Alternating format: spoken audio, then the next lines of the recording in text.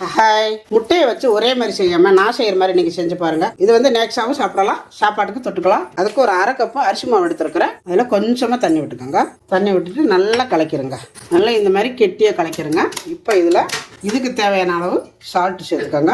கொஞ்சமாக தண்ணி ஊற்றிக்கோங்க. மறுபடியும் நல்லா கலக்கிடுங்க. ஒரு 2 முட்டை சேர்த்துக்கோங்க. சின்ன வெங்காயம் கட் பண்ணி வச்சிருக்கிறேன், அதையும் சேர்த்துக்கலாம். ஒரு 2 பச்சை மிளகாய், கருவேப்பிலை கட் பண்ணது, கொத்தமல்லி தலை கட் பண்ணது, இது எல்லாத்தையும் சேர்த்து நல்லா ஒரு அடி அடித்து கலக்கிக்கணும். நல்லா இந்த மாதிரி அடித்து கலக்கிடுங்க. இங்கே பார்த்தீங்கன்னா எண்ணெய் காஞ்சிட்டு இருக்குதுங்க. இப்போ நம்ம அடித்து வச்சிருக்கிற இந்த மாவு எடுத்து நல்லா இந்த மாதிரி ஒரே இடத்துல ஊற்றுங்க. அப்படியே ஊற்றிட்டு எடுத்திங்கன்னா பாருங்கள் இந்த மாதிரி வரும். பாருங்க எவ்வளோ அழகாக வந்திருக்குன்னு.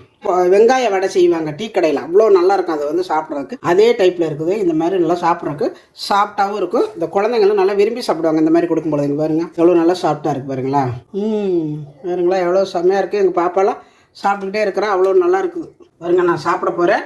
எங்கள் ஊரில் வைக்கிறேன் அதே மாதிரி தேங்காய் அரைச்சி ஊற்றாத வெண்டைக்காய் குழம்பு வச்சிருக்கேன். இந்த மாதிரி தான் ஊர்லலாம் வைப்பாங்க, தேங்காயெல்லாம் அரைச்சி ஊற்ற மாட்டாங்க. அவ்வளோ நல்லா இருக்குங்க இந்த குழம்பு. இதுக்கு இப்போ நம்ம செஞ்ச இந்த முட்டை வடை மாதிரி செம்மையாக இருக்கும். இப்படி வச்சு சாப்பிட்டீங்கன்னா அள்ளிக்கிட்டு நிற்குங்க, செம்மையாக இருக்க. கண்டிப்பாக இது வந்து சாதத்துக்கு தொட்டு சாப்பிட்லாம். குழந்தைங்களுக்கு ஸ்கூலுக்கு செஞ்சு கொடுக்கலாம், ஸ்கூல்லேருந்து வந்த குழந்தைங்களுக்கு செஞ்சு கொடுக்கலாம்.